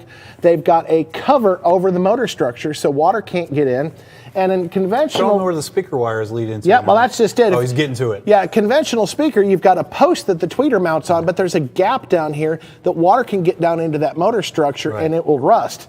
Where if I look at the marine speaker, we have no post underneath. It's completely sealed and watertight. The wires actually run out the legs of the tweeter bridge, and keeps that mounting very waterproof and very, sealed, so you don't have to worry about it. All of the speakers in the Marine come with gaskets on the back, so they're going to seal up to that hard mounting surface, so you get no air leaks and no water leaks. And once again, they're designed really for the marine environment. Now, all Comes of with our white speakers, grill and charcoal yep, grill you get your together choice for in white the same or charcoal. box. So if your boat has a motif that's better for the charcoal, that's in the box. If it's white, it's in the box. You don't have to worry about buying separate color grill for your particular color scheme. And when we talk about voicing a speaker, we actually tune speakers for their environment. Right, so whether it's power sports, this can be used on a bike, whether it's car and car audio, or marine speakers on a boat, They're tuned specifically for that application. Does that mean you can't use a marine speaker in a car?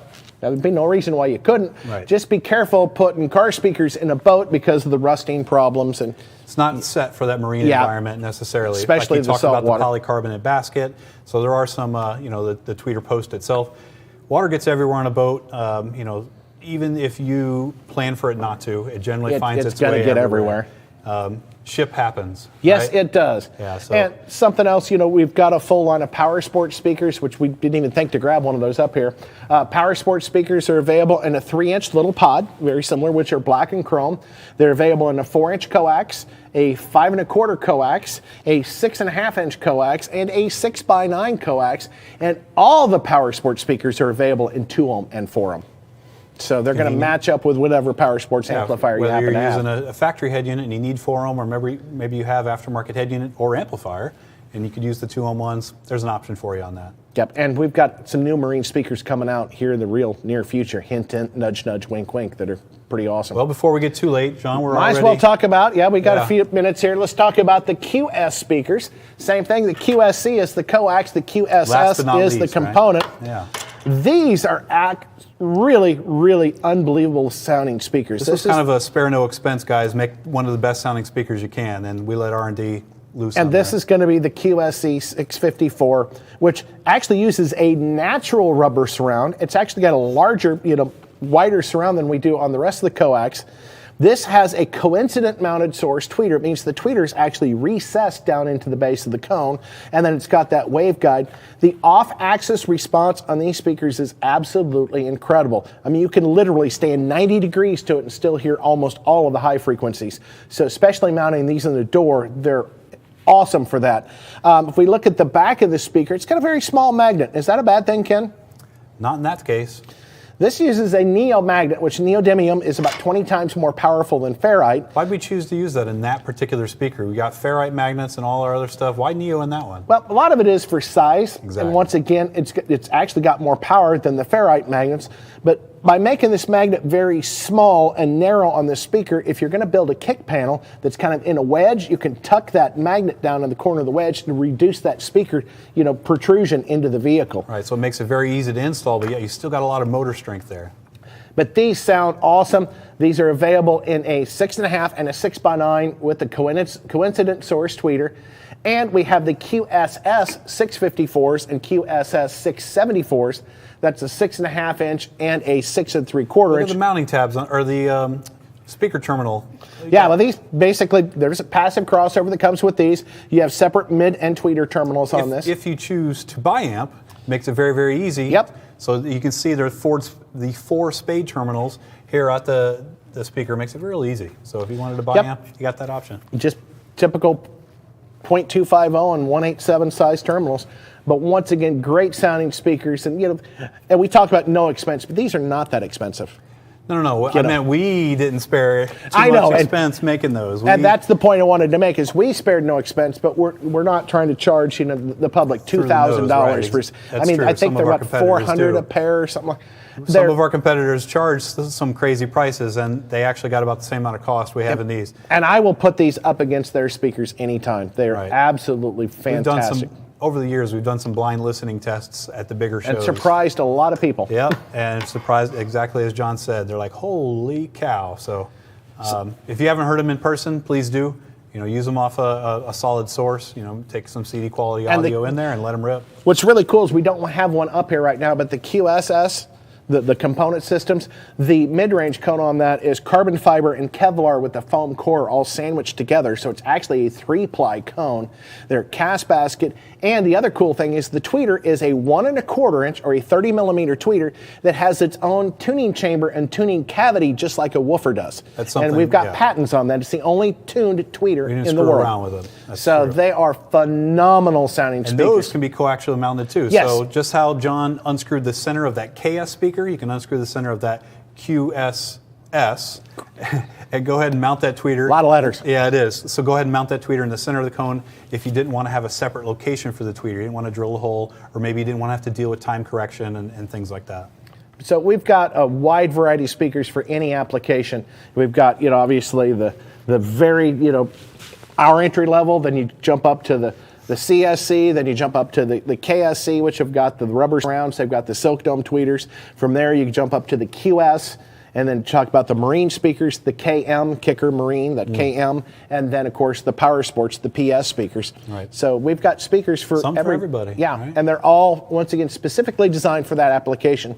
I remember when we were first testing the PS speakers, basically we're on motorcycles testing them out in the field, driving, 70 miles an hour on the interstate. I remember following Dave, which was one of our, trainers back in the day with his motorcycle. I think he was watching last week. What's up, Dave? 50, 100 feet behind him. Dave's over in Thailand right now. Hope you're enjoying it. It should be going, probably waking up about now. I think he was watching us last week, so hopefully he's on now. Give I remember Dave a shout Dave out. riding, 50, 75 feet in front of me. We're doing 70, and I can hear everything perfectly clear behind him. So it actually, the stereo was half price. So 2 people got to listen to it for the price of one. Price stereo, 2 for 1. I like But it. once again, they're tuned specifically, or what we call is voiced for that specific environment. Right.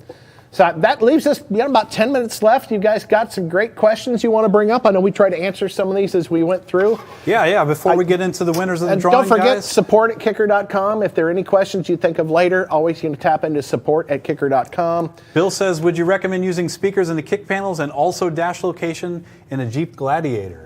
Here again, they've got, and on that vehicle, I probably would, because those kick panels, you're setting so far up, they're so far back. Everything's going to be real low, and of course, they don't have a lot of area. I don't think you got enough room to put kick panel speakers in a Jeep Gladiator. If you're going to put them in kick panels and the dash in that vehicle, you're going to want to use some time correction. Yeah, and especially I know on most of the Jeeps down there, putting the tweeters up on top of the dash. And what's really cool is these little KS tweeters. In those Jeep pods, you can pull that factory tweeter out. Tombstone. Just file it just a little bit, and these snap right in those factory pods. So those older perfectly. Jeep Wrangler Tombstone tweeters up on the dash. Is that what they call those? Yeah, the KS tweets are With the super 6 shallow. 3/4 underneath and put the tweeters up top. But Super there'd be easy no install. need to put kick panel speakers in a vehicle like that. You can if you want. We're not going to stop you. We'll sell you more speakers, I promise. Buy all you right. want. We'll make more. Well, hopefully. Well, let's see. C. Webster, I think he's asked us a few times. He says, how are you running those RTs as mid-bass? Wait. All right, ask that first. We'll get back to this comment in a second. So The RTs in my car, actually, if you're talking about the RTs in my Mustang, I've actually got them crossed over with the IQ amplifiers. So they're in very small. In fact, those What's the Mustangs, frequency band you passion? If 60 to 130. So 60 to 130 hertz. So I'm cutting off the 24 really dB per octave? Yes, high pass and low pass. All right, so high pass and low pass, so it's a very steep roll off from 60 hertz to 130 is allowed to pass, and everything else is steeply rolled So you off. play them by themselves. They sound awful.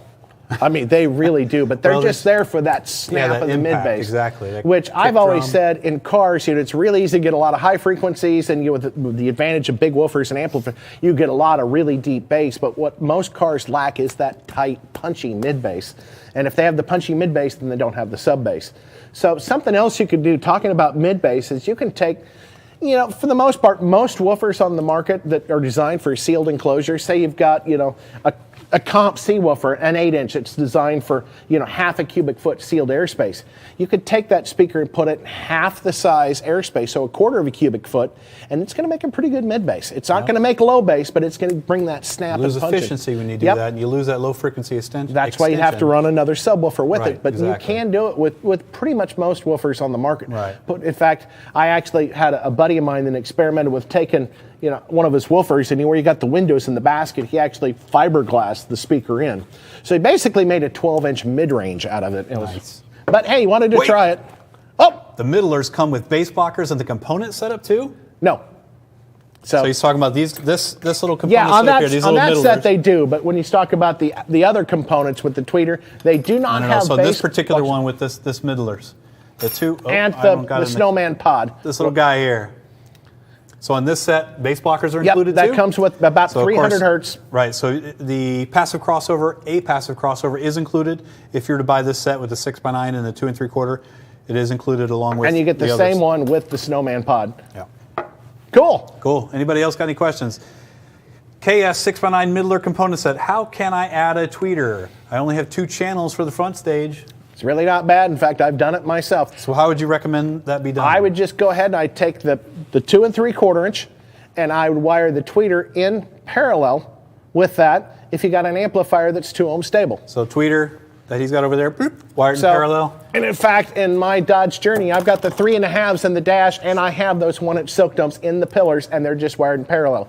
If your amplifier will not take that load, you can go ahead and wire the tweeter in series with the 3-inch to bring the impedance up to allow that amplifier a little bit more breathing room. It's not going to be as loud, but it will keep the amplifier from shutting off. So yeah, generally that tweeter Or and this. another amplifier. Well, yeah, the 2 3/4 and that tweeter are going to be on similar locations. They're generally going to be in the dash. Maybe the tweeter's in the A pillar and the 2 3/4 in a factory location there on the dash. And they're pretty Put those on the efficient. same channel together. Make sure you protect the tweeter a little bit more. You got to. You can't allow quite as much mid-range frequencies into that tweeter. So as long as you got that passive crossover in line, you can wire them together in parallel, and then the woofer is going to be off the second channel in that setup. And it works great. Yeah. Now, what's interesting, the woofer has a natural high-frequency roll-off, which the impedance will actually rise as you get higher in frequency, which will offset where the passive crossover is rolling off the base. So that's how you can wire the woofer and that little 2 3/4 inch in parallel and still be on 4 ohm load, even though they're both 4 ohm drivers. Because there's not a lot of overlap in the frequency. Speaking of impedance, we need a 2 ohm line in car audio, 6x9 inch size, and a 2.5.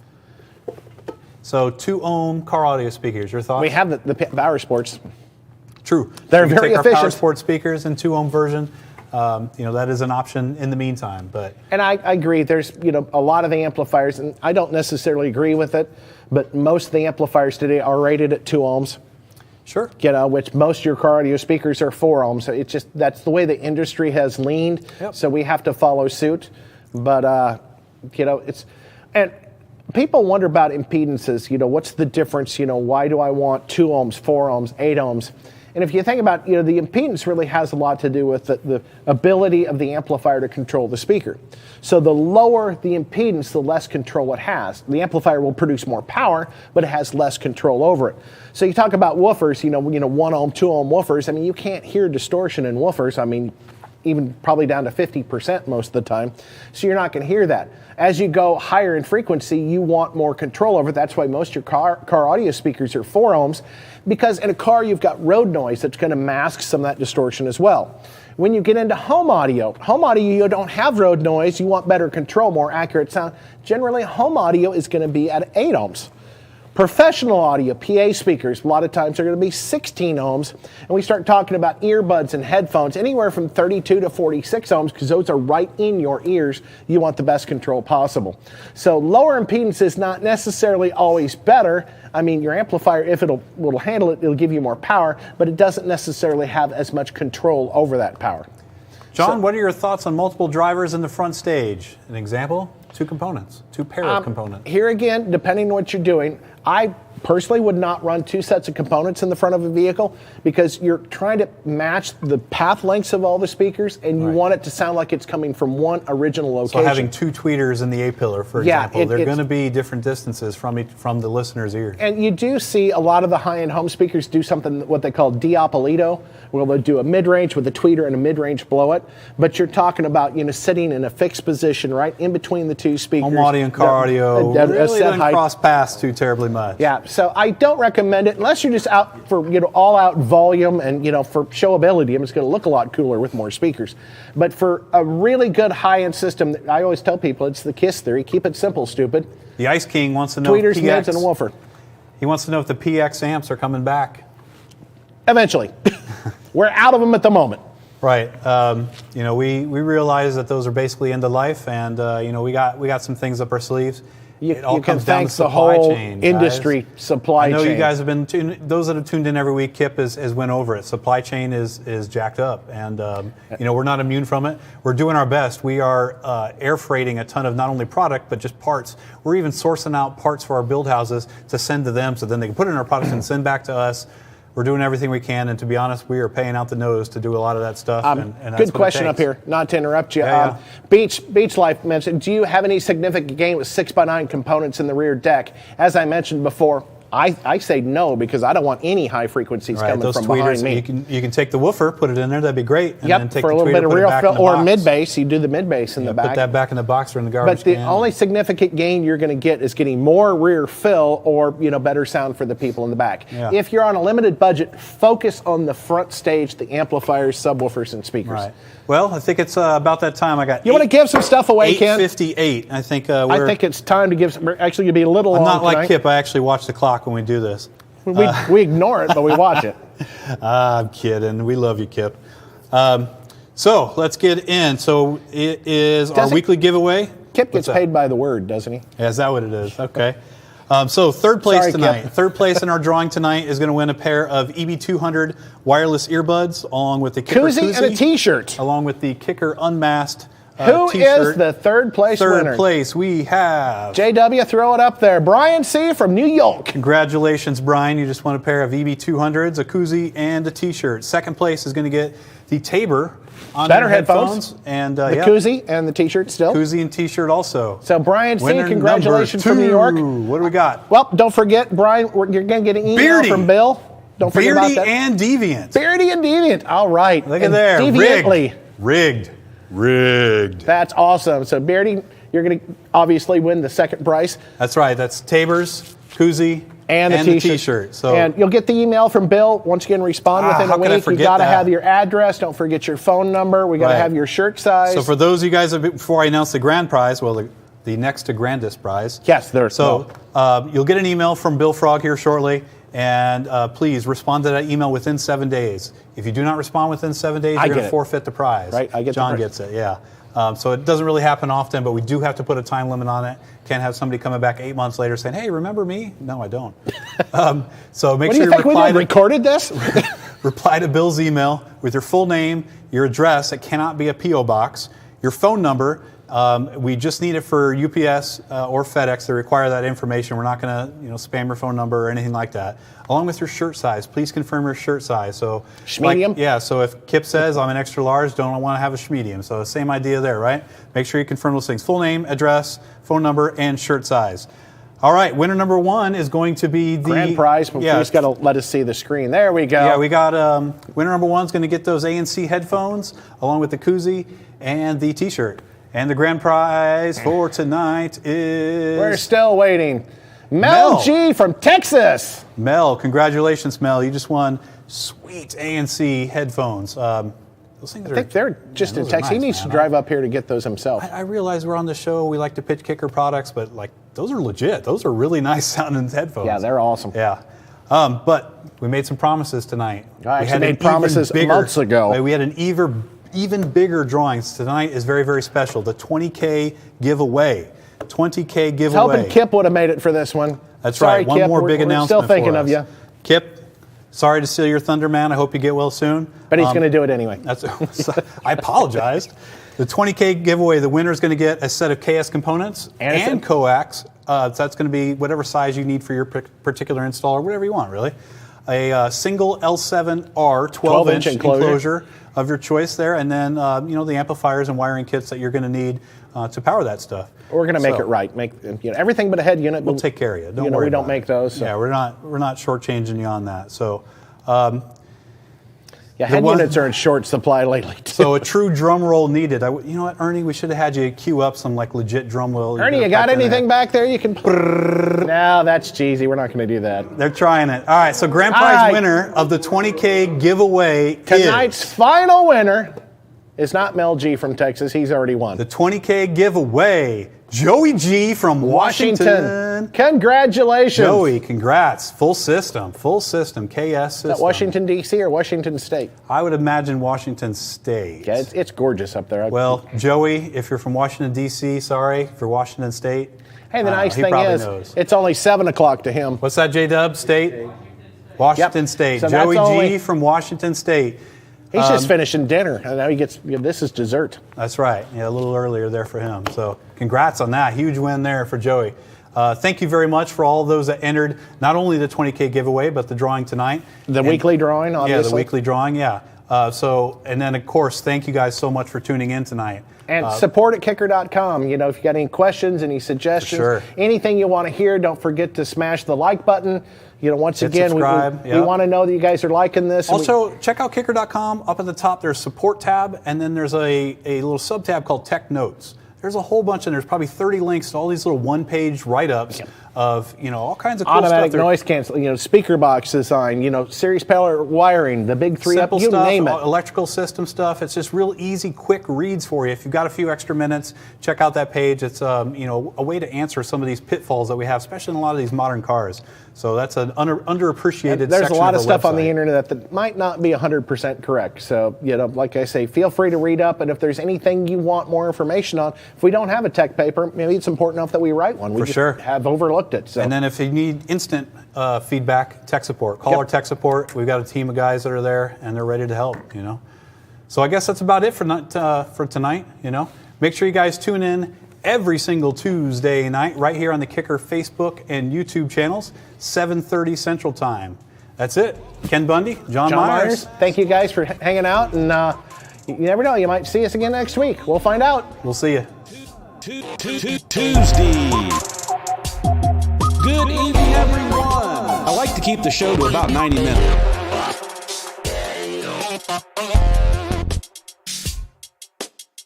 Kippo-licious. Be sure you get that schmedium every Tuesday night. Full tilt boogie.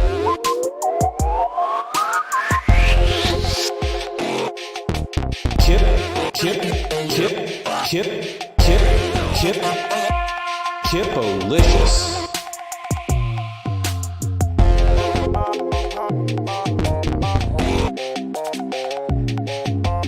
Good evening, everyone. Twisted Tea.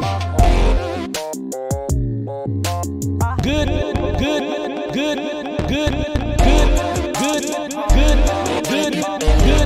everyone.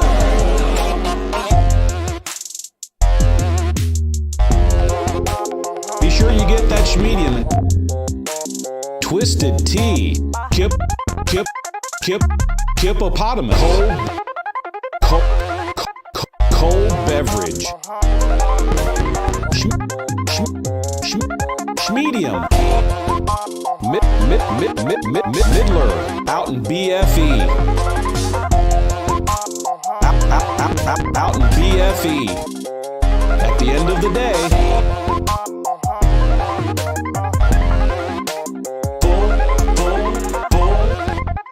good evening, everyone. Tuesday.